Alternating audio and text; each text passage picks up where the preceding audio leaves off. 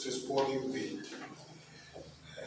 O título dessa obra é Igba Irumole.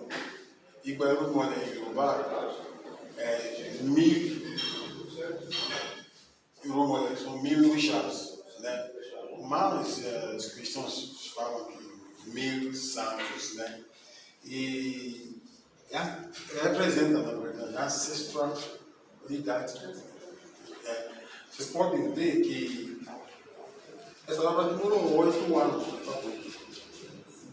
Essa obra é uma das obras mais completas que eu fiz, mais rica. É a obra que aliás, vai expor aqui, para mim é uma vitória. Né? E vocês podem ver que a mídia mista, coladas, várias coisas que eu procurei ao mundo todo. Com coisas que a gente acha na Nigéria, na Angola, na Europa, no Brasil, na Bahia. São as coisas importantes, né, para a humanidade. Né? Vocês podem ver conchas ali, vocês podem ver búzios, vocês podem ver a casca, a ervas, tem erva ali que é o ebidamu, que é, segundo a religião de matriz africana, o ebidamu é aquela erva que você usa para se limpar, né? Você cozinha para tomar, né? Tá aqui.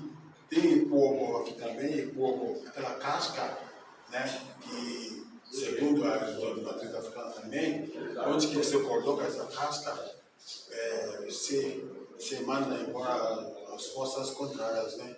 Então, tudo que tem nessa obra são coisas divinas, que representam, né? Que trabalha dentro da nossa vida espiritual, né? E Igba Irumole quer dizer que 1000 orixás. Por quê? Porque ninguém consegue contar. Você não consegue contar que está aqui. Não tem como contar. Isso demonstra o tamanho do Criador, ele que nos criou. Ele é demais. Você não consegue saber. A gente anda todo dia querendo buscar cadê a cara de Deus.